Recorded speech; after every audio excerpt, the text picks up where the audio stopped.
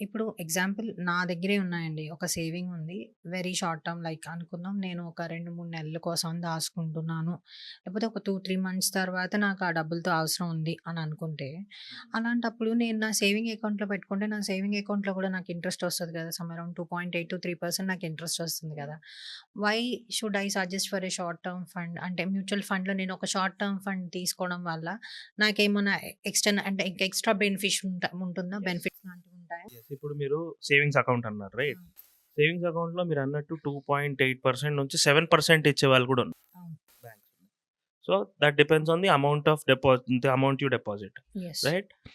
కానీ ఇప్పుడు మీరు ఎఫ్‌డి కూడా అనుకోవచ్చు. ఓన్లీ సేవింగ్స్ ఎందుకు షార్ట్ టర్మ్ అనుకున్నప్పుడు ఇప్పుడు మీరు 6 మంత్స్ కూడా ఎఫ్‌డి తీసుకోవచ్చు. అవును. ఎఫ్‌డి రేట్ ఆఫ్ ఇంట్రెస్ట్ ఎలా ఉంటుంది? మీకు అరౌండ్ 6.7 నుంచి మాక్సిమం టు మాక్సిమం 7.75% రేట్ అవును. ఉంటుంది. లేదా మీరు ఒక రికరింగ్ డిపాజిట్ తీసుకోవచ్చు. రికరింగ్ డిపాజిట్‌లో ఏముంటుంది? మీకు అరౌండ్ 2.5% టు 8% ఉంటుంది. రికరింగ్ డిపాజిట్స్ అంటే ఏంటంటే ఎవ్రీ మంత్ మీరు కొంచెం సేవ్ సేవ్ చేస్తాం. చేస్తూ ఉంటారు. బట్ ఇప్పుడు మ్యూచువల్ ఫండ్స్ గురించి మాట్లాడితే మనం లిక్విడ్ ఫండ్స్‌లో ఇన్వెస్ట్ చేసామనుకోండి. హిస్టారికల్ డేటా మనకున్న డేటా ప్రకారంగా ఆన్ ఎన్ యావరేజ్ అట్‌లీస్ట్ 8-9% అనేది మనకు లిక్విడ్ ఫండ్స్ నుంచి వస్తుంది. ఓకే. ఈవెన్ నేను షార్ట్ టర్మ్ ఇన్వెస్ట్ చేసుకో even in short term. Even మీరు లిక్విడ్ ఫండ్స్‌లో 1 డేకి ఇన్వెస్ట్ కూడా చేసుకోవచ్చు. ఓకే.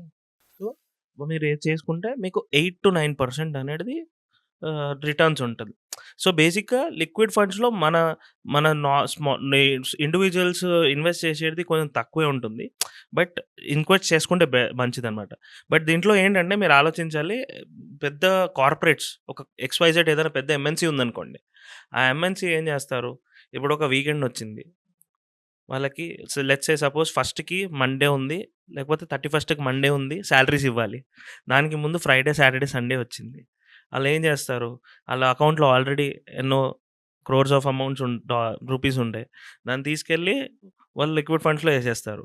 ఒక 3 డేస్‌కి on an average 8-9% per annum వాళ్ళకి రిటర్న్ చూసుకుంటే అట్‌లీస్ట్ ఒక 20% మందికి వాళ్ళు సాలరీ గూడా పే చేసేయొచ్చనమాట. సో, అట్లా మనకన్నా ఎక్కువ కార్పొరేట్స్ చాలా యూజ్ చేస్తూ ఉంటారు లిక్విడ్ ఫండ్స్‌ని. సో, అట్లా లిక్విడ్ ఫండ్స్‌లో ఏంటంటే యు ర short term but good returns. Obviously మీకు మ్యూచువల్ ఫండ్స్ అంటే రిస్క్ అనేది ఉంటుంది. రిస్క్ లేకుండా ఉండదు. సేవింగ్స్ అకౌంట్ అంటే రిస్క్ తక్కువుంటది. సో, మనకి మనీ టర్మ్స్‌లో, ఇన్వెస్ట్ టర్మ్స్‌లో ఏమంటారంటే the lesser the risk lower the returns. Hire the risk, the higher the the returns. Hire the అట్లా రిటర్న్స్. అన్నమాట.